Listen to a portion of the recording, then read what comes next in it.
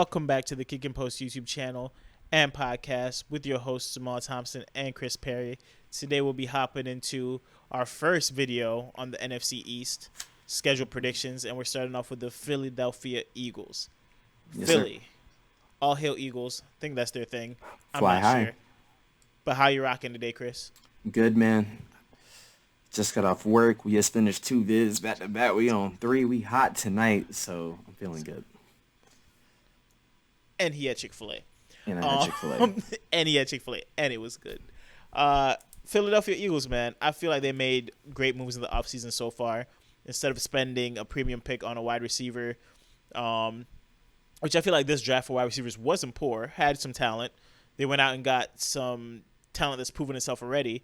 Pretty much traded their first-round pick, I think it was the 18th pick, straight up for A.J. Brown. Yeah. I count that as a W. Easy. Based on the receiver that was available back there. Definitely get you a yards after catch type of receiver to help out Jalen Hurts to see if he could be your quarterback of the future. You pair A.J. Brown with Devontae Smith, backfield trio of Kenneth Gainwell, Miles Sanders, which Miles Sanders I still believe is the RB1 in that backfield. Boston Scott I think is still there, has not been waived. And they invited Kennedy Brooks from Oklahoma, very sneaky prospect. A lot of dynasty guys love him. He was one of the running backs that was able to keep Ramondre Stevenson off the field. He was like the main running back for Oklahoma for the last 3 years. So sneaky undrafted signing by the Eagles. Could end up on the day one roster, but they have options out there. Dallas Goedert's still out there. So it'll be interesting to see what this offense looks like this year from a pass to run standpoint. And as we looked at their schedule, it's looking weak. Yeah. It's looking like 10 pounds on the bench press week. It's For looking like 40 reps, too, weak. like while they laughing, like. It's Oof. weak. But it's not And their fault. It's not their fault. It's not. That's what they got handed. And that's why our prediction is what it is, because we expect this team to take a step forward, especially offensively. The defense is okay. I wouldn't write home about it and be like, something to fear. But Not at with all. who they're coming up against, they shouldn't be worried, to be honest.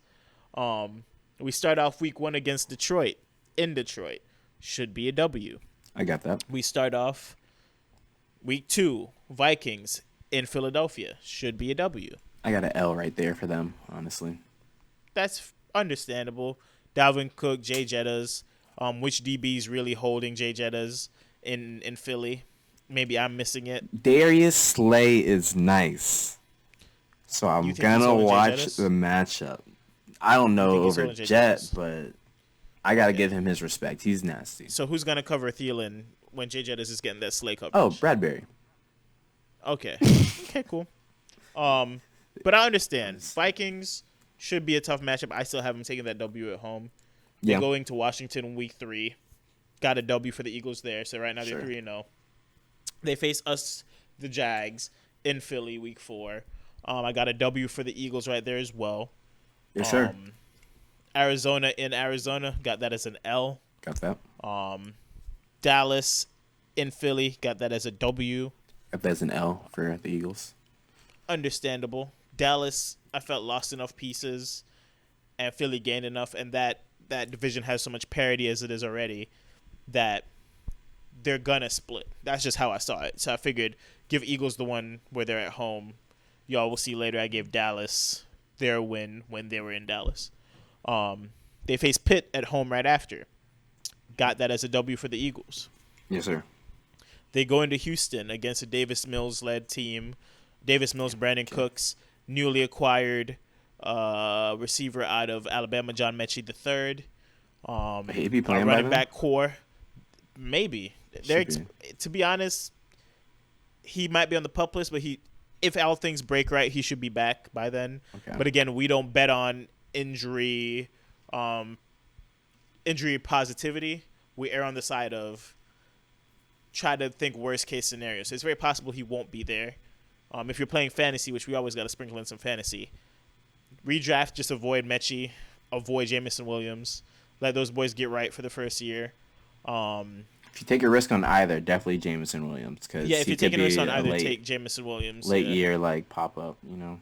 But the thing is, with these rookies, especially in redraft, you could comfortably leave them on the waivers for a minute. Yeah. Because nobody's going to pick up somebody who's not producing in redraft and just hold them, especially with it being a smaller roster and all that. But that's going into like the intricacies of playing redraft. We don't need to do all of that. But if you are going to be one of those guys who likes to hold a player on your bench for hopefully a late season run, Jamison Williams would be the guy for that. I agree with Chris 100%. But I got them going into Houston and winning.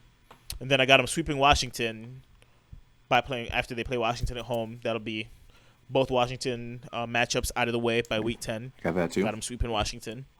And then they go into Indianapolis to play the Colts and lose. Got that. They go back home to play Green Bay and lose. I got that. I got them playing the Titans at home and winning. Yes, sir. And then I got them going to New York to play the Giants and losing. Some would say a game that they shouldn't lose. Chris being one of the people saying that is a game they shouldn't lose. Yeah. But again, I feel like they will split because this division plays against each other very hard. Multiple years now, even the best team in the division will drop games against a team that is way under their talent just because of just how well they know each other. So I got the Giants sneaking a win out in New York against a way more talented, in my opinion, Eagles team. Then they play Chicago in Chicago. That's a W for the Eagles. Yes, sir. They play Dallas in Dallas. That's an L for the Eagles. I got that as a dub. They play New Orleans at home. That's a W for the Eagles. I got that as a L. Probably. Yeah, I was about to say, you're big on the Saints this year. I feel like we'll have the biggest Or gap. no, I have that as a dub. Yeah, I got a dub against the Saints and an L against the Giants in the season. Okay, so they lose to the Giants. Okay, so you have them splitting, but just flipped. Splitting, both teams losing at home. Okay, fair. This leads to a schedule prediction of 12-5, which sounds crazy. But Philadelphia was a playoff team last year with way worse weapons. They had Quez Watkins operating as a number 2 pretty much for the entire year. Yeah. Jalen Reagor has still not broken out. Sophomore year completed, fully healthy, played all 16 games, did nothing with them. You got Devontae Smith, second year, ascending wide receiver, looked good last year with another year under his belt to bulk up, continue his relationship with Jalen Hurts. I feel like Will's up for Devontae Smith. You throw A.J. Brown into the mix, that's a dog. That boy got a dog in him. He going to be good. Dallas Goedert still doing his thing as one of the top 10 tight ends in the league, which I feel like you could call every tight end a top 10 tight end in the league. Very true. That position's so watered down. The only time you should really be caring if you're getting accolades as a tight end is if you're a top 4 tight end in the league. That's where the real G's stay. But yeah, 12-5 sounds crazy, but this should be like what's expected. This schedule is abysmal. We're talking probably the weakest schedule we're going to see all year. The Jags went 1-16, and their schedule's way more difficult coming into this year. So I don't know what the schedule makers did, but shouts out to the Eagles. Maybe they want Jalen Hurts to keep his job. Maybe the schedule makers are like a Bama/Oklahoma fan, and they just rock with Jalen the long way, and they want to see him keep his job. But with this schedule, I think Jalen Hurts should ascend, especially in fantasy, to even a top 5 quarterback, at least for this year. That's the scale you have Hurts on. He could produce crazy for fantasy, top 10 level easy. You could lock that in right now. But he could perform at a top 5 level and possibly still be fringe to keep his job going forward. Yeah. That's the type of quarterback play you're going to get out of Jalen Hurts this year. From a redraft perspective, I'm targeting him everywhere in redraft. I'm not even going to lie to you. Oh, no, I'm the same because it's just the value is going to be crazy compared to what other people are going to be paying for other QBs, stack up their skill positions. The Josh Allens, the Lamar, the Kyler, it's not worth it. the Dak, even the Joe. I know you love Joe, but even the Joe. Yeah, those guys you're going to have to take first round to maybe second round. If you're playing a single quarterback league, you're still talking first 4 rounds. Those guys are going. Yeah, that's what hurts me the most, man. Because I can't get Joe. Less. Yeah, you can't get Joe in redraft. I can, but it's not logically speaking, it's not going to make sense because you can get Hurts for a way better price and going to be in the same range. It's fantasy. You know who else too? Who? Derek Carr. You know who else I'm big on this year? Hate to say it, but their pass first offense now, Kirk Cousins, because Jay Jett is gonna lead the way. Like it's gonna be I too can't, I easy. can't, I can't, I can't co-sign.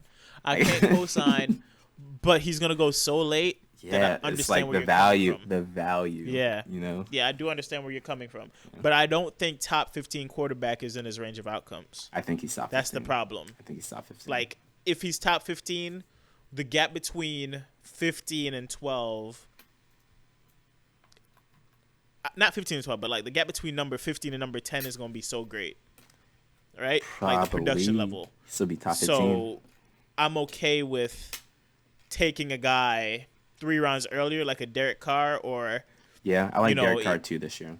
or like a Jalen Hurts, where you're talking top 10 potential, easy. Yeah, Derek Carr was already throwing for close to 5,000 yards without Devontae Adams. What we're expecting is touchdown progression for a guy like Derek Carr yeah, going forward. Jalen Hurts is going to tote that rock, also take red zone touches away from his running back still, but also have some yak ability with A.J. Brown added, where his passing yards will go up. So for redraft, Jalen Hurts honestly is the best quarterback to draft at his ADP. yeah. I But think I want to again, say Kirk Cousins more like my backup plan. Like if oh someone yeah, else got like Jalen yeah. Hurts on their If you're radar, playing Superflex, let's throw it out there. If you're playing Superflex redraft, I don't hate you going if you go with one of the early quarterbacks, because Superflex redraft you probably have to take Jalen Hurts second round, maybe early third. You could shoot for Kirk Cousins to be your second quarterback and be comfortable there. That's where I'd love him more. Instead of like taking the Mac Jones 4 rounds earlier or something like that. yeah, You could wait on a Kirk Cousins or wait on a TB who's going late in all drafts right now, even a redraft, which I feel like that's egregious if you're taking TB late in redraft. But I'll leave that to y'all. But moral of the story: Jalen Hurts redraft, book it yes, at sir. current ADP is a steal. A little bit worried about Miles Sanders because they don't give him touches in the red zone, but I do feel like he'll be a great producer in this offense. I'm actually fading AJ Brown. Wow. I know I like the addition in terms of like from a football standpoint and for Jalen Hurts, but for fantasy, I am fading him. I'm not too big on taking receivers when they switch teams, and I got burnt by him last year from a health perspective.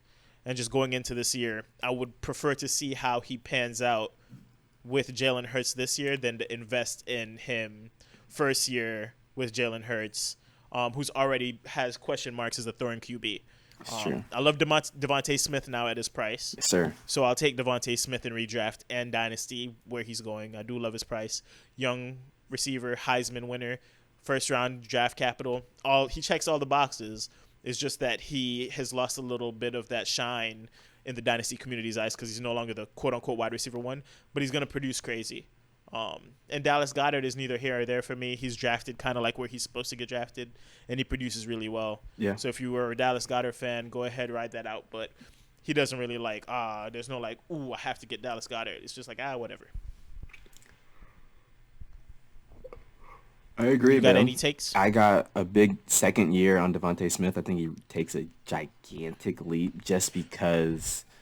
I know you've been acquiring everywhere. Yeah, if you just look at his production last year compared to the next receiver, it's kind of crazy. And it's like they didn't really throw too much.